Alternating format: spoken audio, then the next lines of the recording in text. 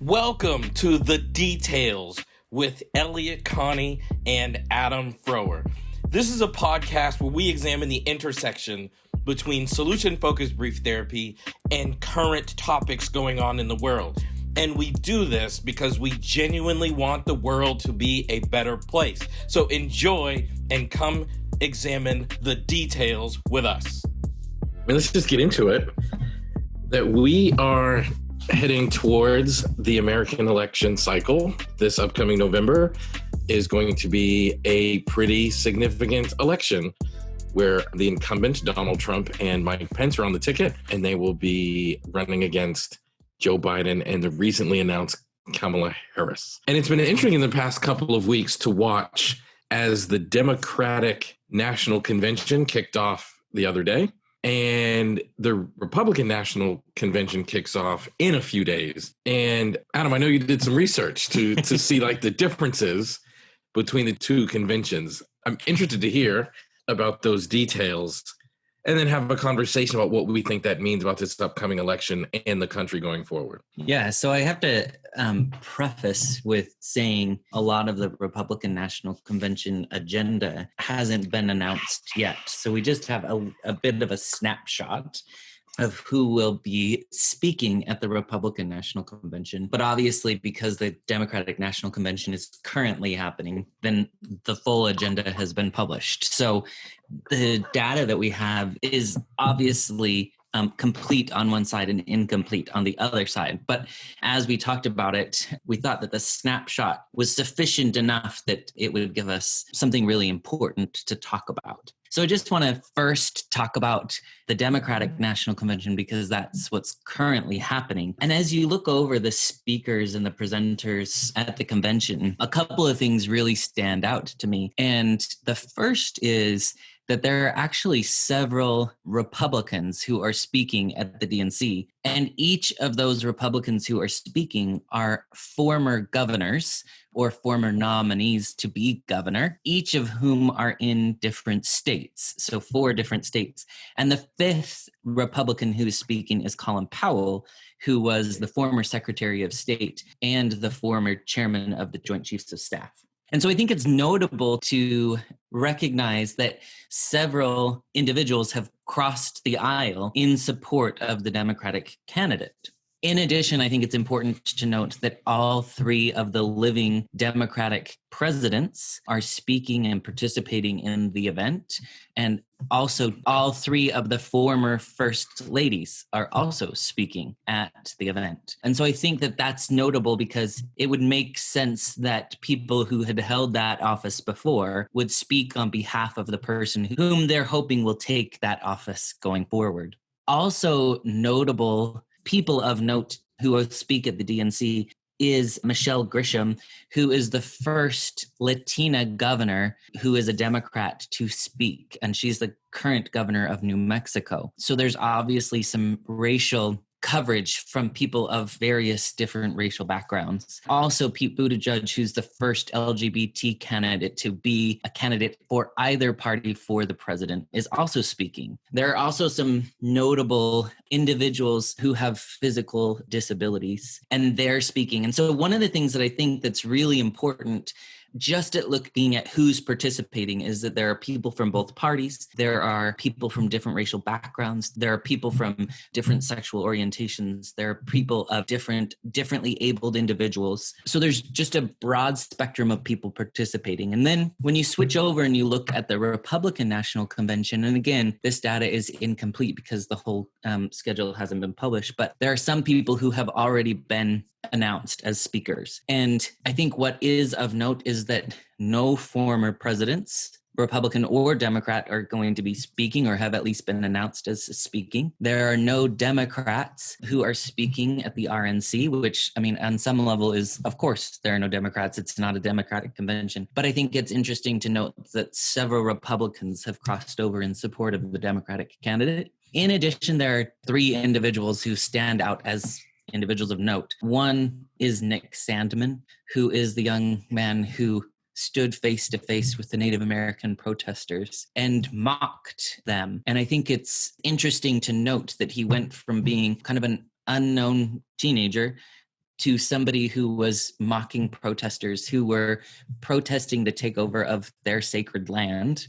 And somehow now that is deemed as notable enough that he should be considered a speaker at the national convention. Second, I think interesting to note is that Patricia and Mark McCloskey, who are individuals who came out brandishing guns as a way to ward off individuals who were protesting for Black Lives Matters, all of whom were Black individuals. And again, I'm not saying that it isn't their right to hold guns, and I'm not saying it's their right to say that people should leave the premise of their own property, although those individuals were not on their property. But I am saying it's interesting that they moved from a place of obscurity in some sense to a national platform of this is what we stand for and this is what we represent. And so I think it's interesting that a quarter of the individuals that have been announced thus far for the Republican convention, they don't hold political office. They have been controversial figures within the national media. In some regard, are symbols that many people attribute to hatred and divisiveness. Yeah, and I think, to be honest with you, Adam, I'm actually afraid for this election. And I want to separate two things. So politics and decency. And what scares me about this election is politics are politics. There are people with conservative Republican values that want Republican and conservative politicians leading the country from a political standpoint. And there are people who lean more on the other end and they want a Democrat in office who is more liberal and is those sorts of things. And I think those conversations are fruitful and those debates are wonderful.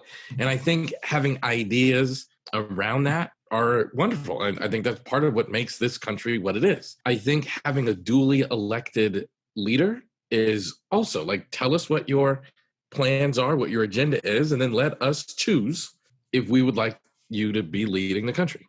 What I'm so afraid of, and I think what the current administration represents, is the absence of expected and appropriate levels of human decency. I remember when Bill Clinton went on the Arsenio Hall show and said he smoked weed but didn't inhale.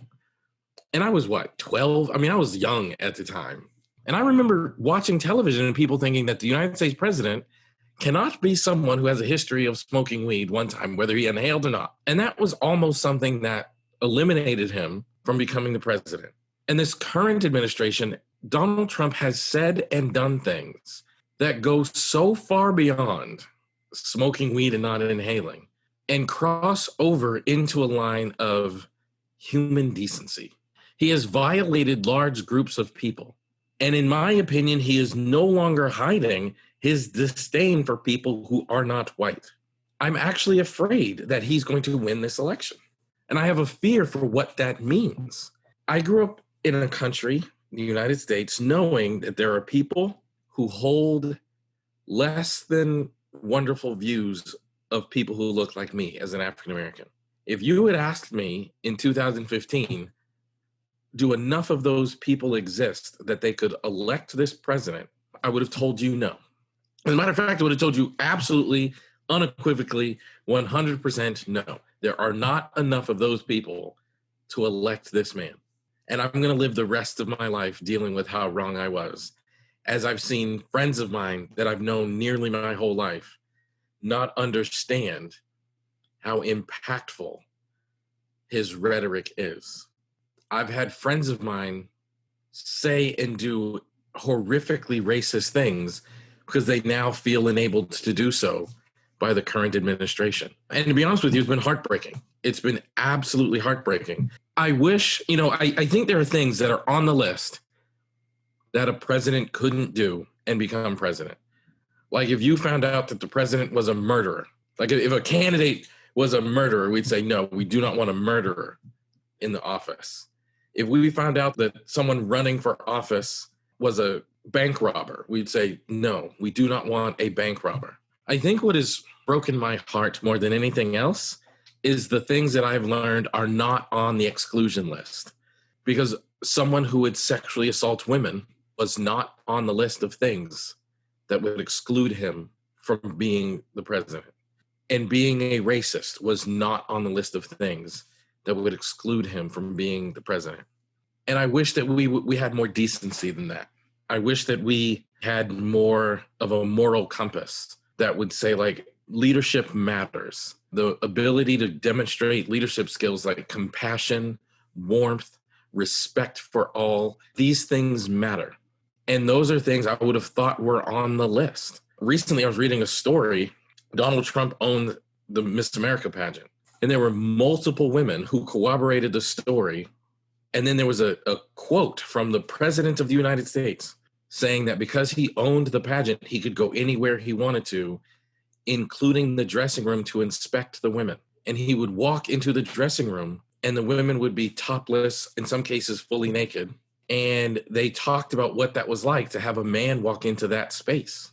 And that was not on the list of things that would get him excluded from the most powerful position in the land and most likely in the world. He has a rich history of bigoted, racist practices as a landowner in New York City, of bigoted, racist statements and actions. And that was not on the list of things that would get him excluded from taking the most powerful position in the land, most likely the world. And that scares me. Like, that absolutely positively scares me. I did not have this fear when George W. Bush won the presidency twice. I didn't agree with his politics, but I don't remember being afraid. Like, I don't remember having a fear of what would happen to people who look like me and society itself. And I'll be honest with you, I don't know what to do with that. Like, I don't know what to do with, how could friends that I've known for years be posting what I see them posting on Facebook? Or how could people that I've worked with, some cases grew up with, and they see the things, or I see the things that they're saying? How can I say to people, I've had multiple experiences where I explain to someone how I experienced something that either they've said or the president has said as racist, and they tell me I'm wrong. I'm like, I can't believe that we've gotten to this place, and I don't know what to do about it, but I'm scared. And I'm scared, like I said, of the president winning, but I'm also afraid of what I'm about to learn about the people in my life who are going to vote for him. In essence, excusing all of his behavior and all of the things he's done as a further reminder that there are multiple data points of decency that did not get him excluded from this position. Yeah, I think you're highlighting something really important. And I think what's interesting in what you said is nothing that you mentioned comes down to policy or politics. Nothing that you mention comes down to law or those kinds of things, right? And I know that some people listening to this will say, well, Joe Biden and Kamala Harris, they're not perfect either, and they have said things and they have done things. And so I do want to acknowledge that we're not asking for the presidential candidate to be perfect. But one of the things that I think is really, really important is that distinction that you're making between policy and decency. And I think that at some point, at some level, we need to look around and we need to say, is this person being the kind of human being that I want to represent our nation? Is this the kind of person that's being the kind of human being that I can hold up as a representative of goodness? And I look at that roster of people for the different conventions, and I think about my role as a parent, right? I have 3 children who I'm trying to teach and who I'm trying to help them to understand what this process is and why it's so important and valuable that we vote. And I look at just those people on the list and I think, who are the people on those lists that I could show to my children? And I could say, they do things, they represent things, they show things that we can respect. And I look at people who are leaving their party lines to say, we no longer respect what our own political party is being represented by. They're not saying we don't want to be Republican anymore. They still respect and value what being Republican means, but they're saying we don't respect what our party is being demonstrated as. And I think That's very telling. And as a father, I have legitimately several times had to have conversations with my children of, we don't touch women in that way. We don't talk about women in that way. We don't treat people of different races in that way.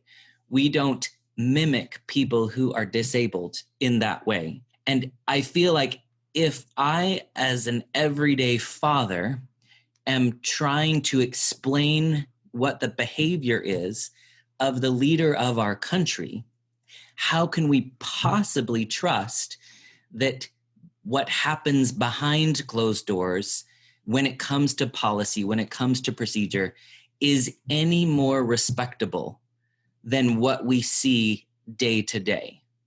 And when we look at those rosters of individuals, when we see on one side people coming together who are from different political parties, when we see people coming together who are from different racial backgrounds, when we see people coming together who are from different sexual orientations, when we see people coming together who are from different levels of ability, that as an everyday father is something that I can hold up and I can say, this is something that we value and something that we can respect.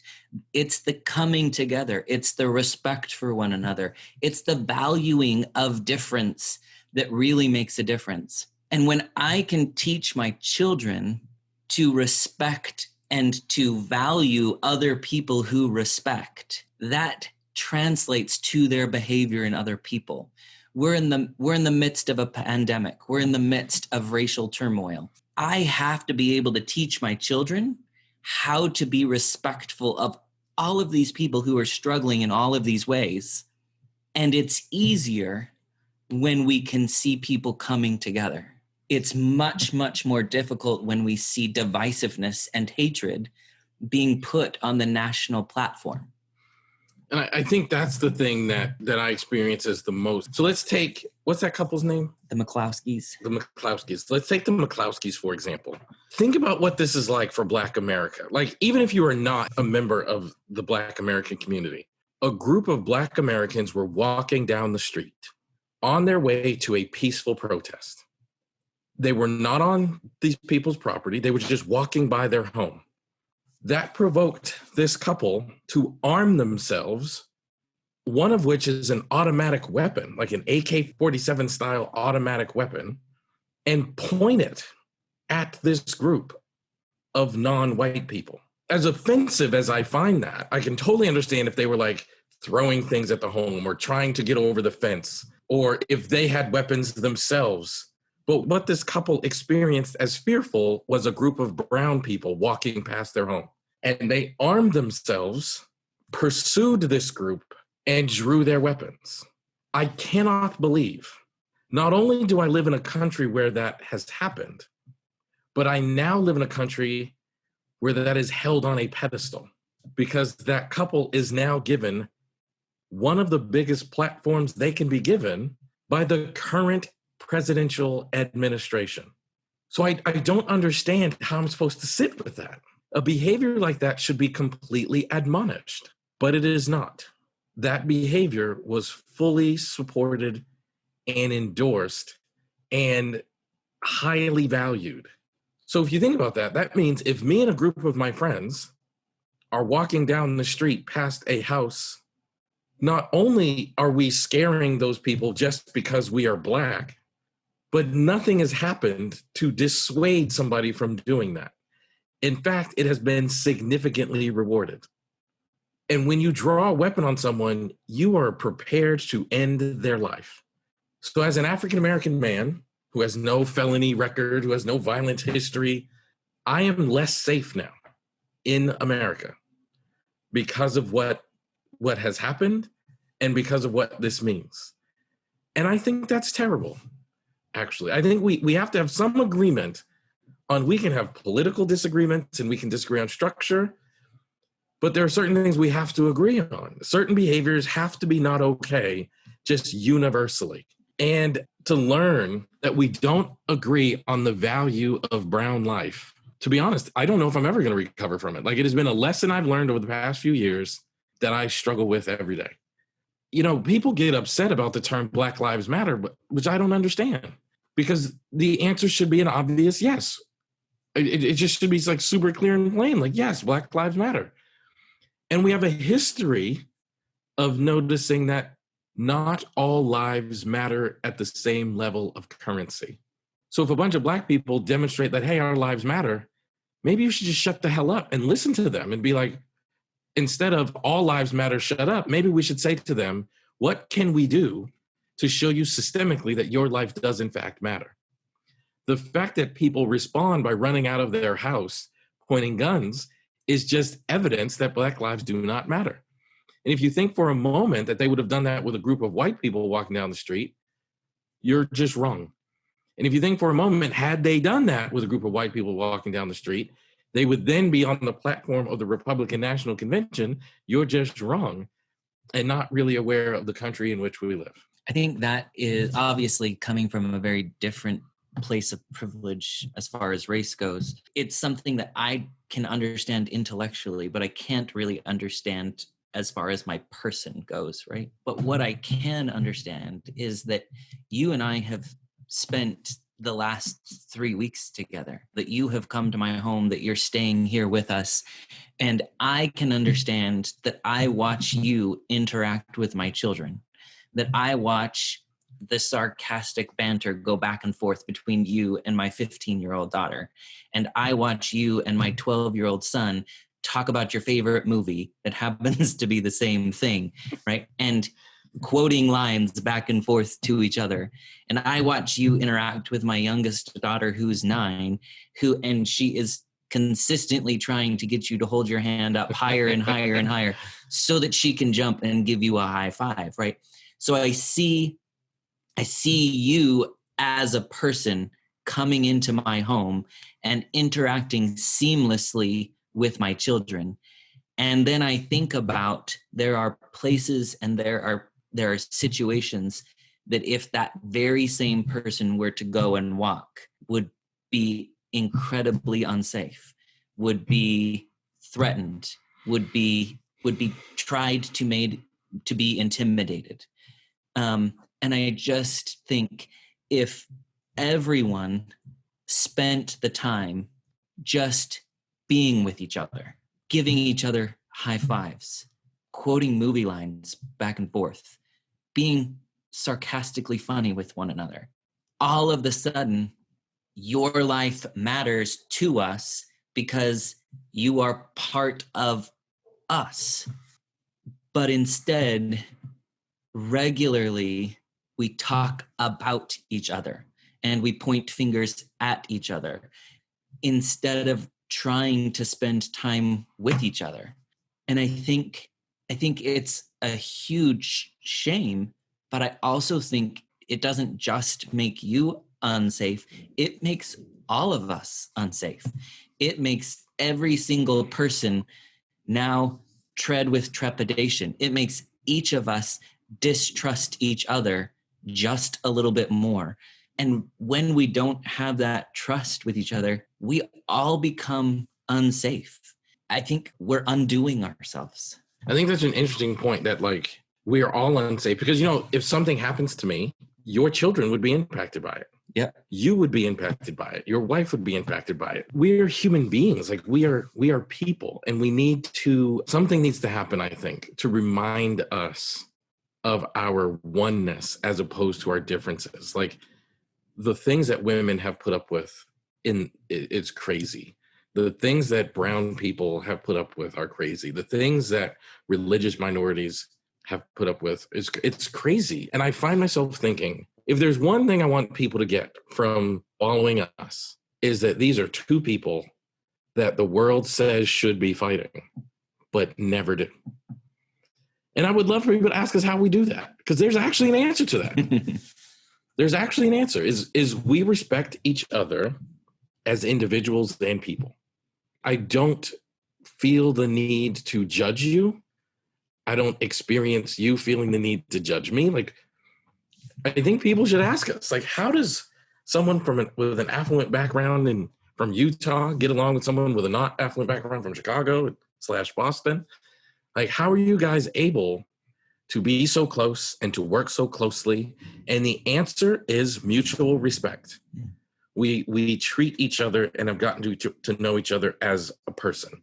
And I think we're losing our ability to do that in society. I am aware that when I walk outside, I'm a Black man. But when I'm in here, I'm Elliott. Mm-hmm. That's the scary thing, because you're less likely to shoot Elliott. Mm. But if he's just like a random Black guy, like, you haven't even given me the ability to be human in that moment. And what I want people to recognize is, like, everybody you meet is someone's son or someone's daughter, someone's husband, someone's wife, someone's aunt, someone's uncle. Everyone you meet is a superhero to someone else and meaningful in someone else's life. And we have to do a better job of cherishing those things, which we currently do not. And it is terrifying to live in a society where we dehumanize a group so much that we no longer care or even listen to their suffering. Mm. I think the one gift you can give someone is the ability to be human, even though they are different from you.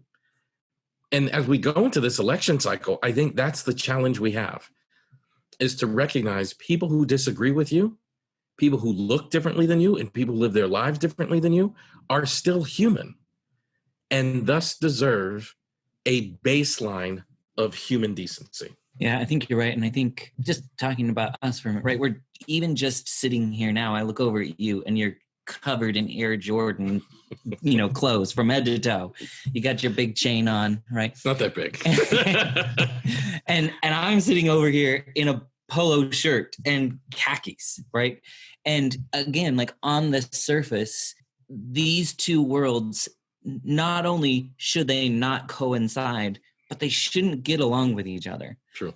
And I think we're sitting at a crossroads in this election year of a whole bunch of people saying this group of people and that group of people should never get along with one another. If we could simply take a minute to just look at the other person and to say, why do you matter to somebody, right? If I take a minute and I look at you and I say, why do you matter to us, right? Why do you matter to my family? It's very easy. There are things that we don't agree on. There are things that we disagree on mightily, but those things don't matter because you matter to us. And I think if we could each just take a step back and we could say, how do we begin to understand why somebody matters? And how do we work toward ensuring that they matter to us? This divisiveness could change in an instant. In an absolute instant, yeah. Like, at the end of each one of these episodes, we always invite people to do something. And I think the most impactful and simplest thing that I'd like to ask people to do is just practice. Like, as you walk through your world and you encounter someone who is different from you, like, literally go through the mental challenge of thinking about that person as a father, a mother, a son, a daughter, an aunt, an uncle.